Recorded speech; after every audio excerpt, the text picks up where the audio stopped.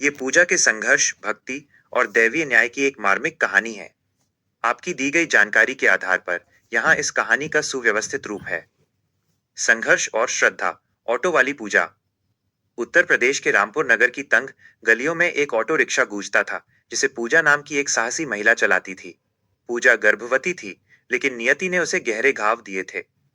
2 महीने पहले ही एक दुर्घटना में उसके पति अमित की मृत्यु हो गई थी। घर की पूरी जिम्मेदारी अब पूजा के कंधों पर थी। घर में उसके साथ उसकी सास कमला रहती थी, जो स्वभाव से अत्यंत कठोर और लालची थी। कठिन दिनचर्या और सास के जुल्म। पूजा माँ दुर्गा की अनन्य भक्त थी। वो हर सुबह माँ की आराधना के बिना घर से पैर नहीं निकालती थी। दिन भर स्टेशन पर सवारी के इंतजार में खड़ी रहती और जो भी पैसे मिलते शाम को अपनी सास के हाथों में रख देती। एक शाम जब पूजा थक हार कर घर लौटी, तो उसने अपनी दिन भर की कमाई कमला को थमा दी। कमला ने पैसे गिनते हुए मुंह बनाया और चिल्लाकर बोली, तारांकन, बस इतना ही? तू जरूर पैसे छिपाकर अपने और अपने बच्चे के लिए रख रही है और मुझे मूर्ख बना रही है। पूजा ने रुआंसी होकर कहा, तारांकन नहीं माँ जी, आजकल सवारियां कम मिलती हैं। मैं जो कमाती हूँ सब आपको दे देती हूँ। पर पत्थर दिल कमला पर कोई असर नहीं हुआ। जब किस्मत ने ली परीक्षा। अगले दिन पूजा सुबह से शाम तक स्टेशन पर खड़ी रही, लेकिन उसे एक भी सवारी नहीं मिली। वो मन ही मन डरने लगी। तारांकन, अगर आज कमाई नहीं हुई तो घर में खाना कैसे बनेगा? मैं तो भूखी रह लूंगी, पर मेरे पेट में पल रहे बच्चे का क्या होगा? तभी उसने एक बाबू साहब को देखा और उनसे चलने की विनती की। लेकिन उन्होंने तिरस्कार से कहा, मैं रिक्शे से नहीं जाऊंगा, मेरा ड्राइवर गाड़ी लेकर आ रहा है। निराश होकर पूजा खाली हाथ घर लौटी, जहां सास ने उसे फिर से खरी खोटी सुनाई और ताने दिए। बेबस पूजा अपने पति की तस्वीर देखकर रोती रही, पर उसके पास कोई चारा नहीं था। अज्ञात महिला और माँ दुर्गा की कृपा। अगले सुबह पूजा फिर माँ के मंदिर गई और प्रार्थना की, तारांकन माँ, इस दुनिया में मेरा कोई नहीं है, मेरे बच्चे की रक्षा करना। इंटू स्टेशन पहुंचकर उसने एक महिला को देखा। पूजा ने पास जाकर पूछा, तारांकन दीदी, आपको कहाँ जाना है? मैं आपको पहुंचा दूंगी। वो महिला पूजा की हालत देखकर हैरान रह गई और बोली, तुम गर्भवती हो और इस हालत में ऑटो चला रही हो? तुम्हें तकलीफ नहीं होती?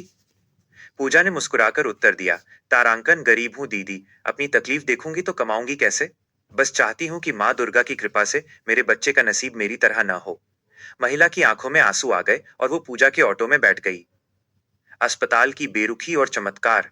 रास्ते में अचानक पूजा के पेट में तेज दर्द उठा। वो दर्द से कराह उठी।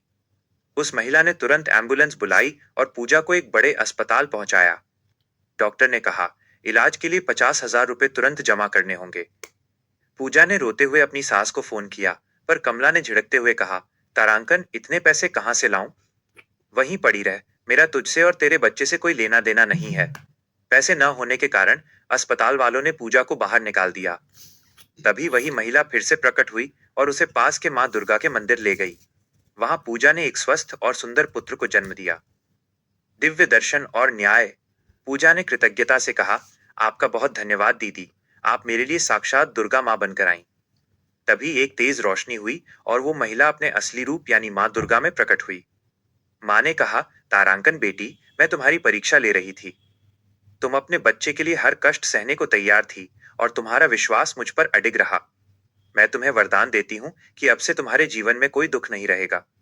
तुम्हारा पुत्र सर्वगुण संपन्न होगा। माँ ने आगे कहा, जो भी तुम्हें तकलीफ देने की कोशिश करेगा, वो 1 वर्ष के लिए पत्थर की मूर्ति बन जाएगा।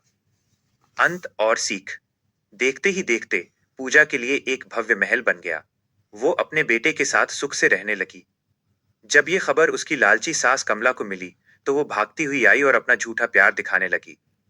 जब पूजा ने उसे आईना दिखाया, तो कमला अपने पुराने रूप में आ गई और उसे मारने के लिए हाथ उठाया।